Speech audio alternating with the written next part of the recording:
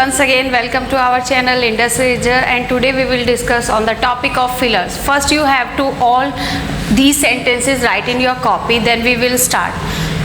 Screenshot ले लीजिए, फिर एक एक सेंटेंस स्टार्ट करते हैं. आई होप आपने स्क्रीनशॉट ले लिया होगा.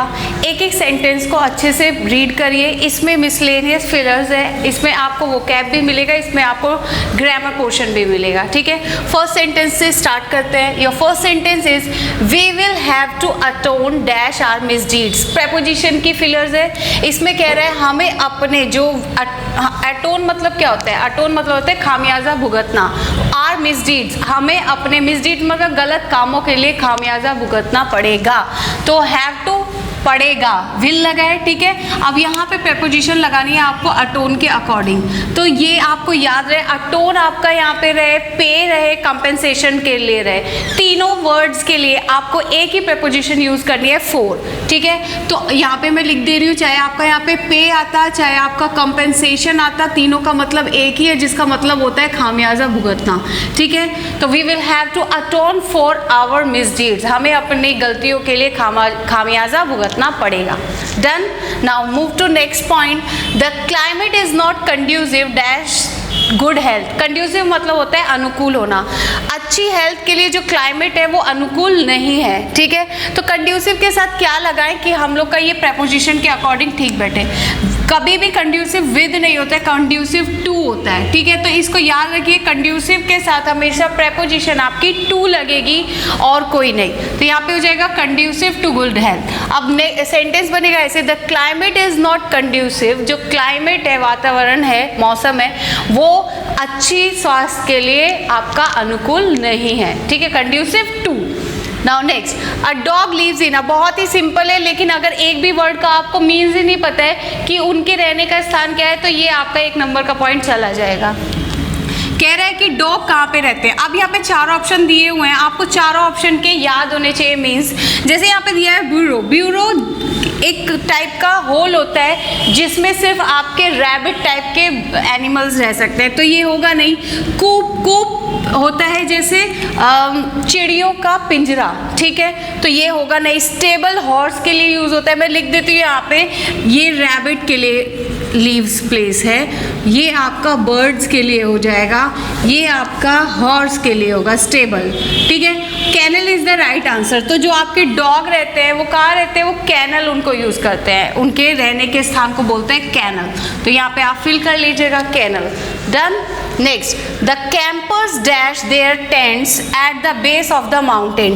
कैंपर्स ने कुछ किया है अपने टेंट्स को at the base of the mountain. Mountain के बेस पे टेंट को कुछ करने की उन्होंने ठानी है. अब यहाँ पे देखिए, एस्टैब्लिश्ड दिया हुआ है जिसका मतलब होता है स्थापित करना. ग्राउंडेड होता है मैदानी, और इंस्टॉल्ड भी होता है आपका ये जैसे कंप्यूटर में इंस्टॉल करते हैं. और पिच्ड, तो राइट मीन्स क्या होता है? पिच का गाड़ना. तो टेंट को गाड़ा जाता है. बाकी जैसे एस्टैब्लिश दिया हुआ है, एस्टैब्लिश तो स्थापित करना हो गया. जैसे हम कोई कमिटी एस्टैब्लिश करते हैं या फिर बोले कि इस बिल्डिंग को एस्टैब्लिश किया गया, तो उसके लिए एस्टैब्लिश यूज होता है. बट टेंट्स को गाड़ा जाता है, माउंटेन के बेस पे किया गया है जो कैंपर्स ने किया, तो उसके लिए पिच्ड वर्ड यूज होगा.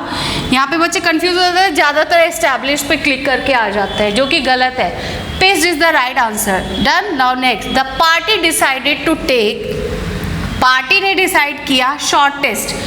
क्या लेने के लिए? Shortest dash to its destination. अपनी मंजिल के लिए कोई छोटा सा लेने की कोशिश की है या निर्णय किया है. तो अब यहाँ पे जो चार ऑप्शन दिए हुए हैं क्या क्या है? एक तो ये दोनों सेम है, बस स्पेलिंग दोनों की गलत है, मतलब दोनों की डिफरेंट है.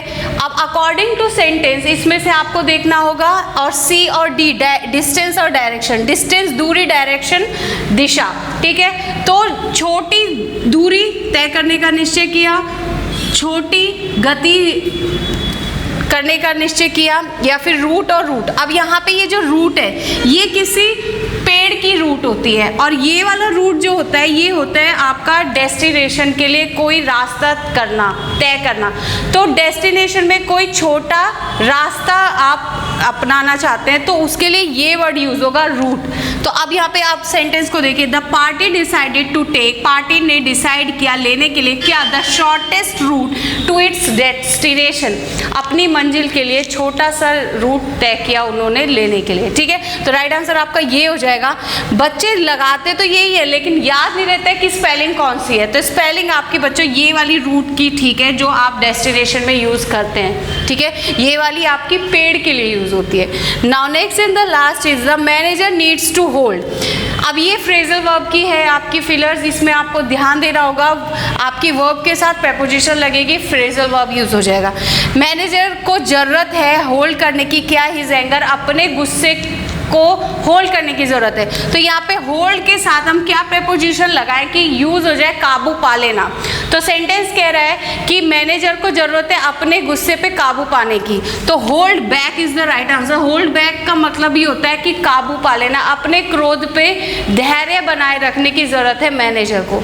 तो अब सेंटेंस ठीक बैठ रहा है, the manager needs to hold back his anger. Done. तो देखा आपने, ये आपकी फॉर द प्रैक्टिस मैंने 6 फिलर्स आपको कराए, जिसमें आपको वोकैब भी मिली, आपको फ्रेजल वर्ब भी मिला और जिसमें आपको प्रेपोजिशन भी मिली।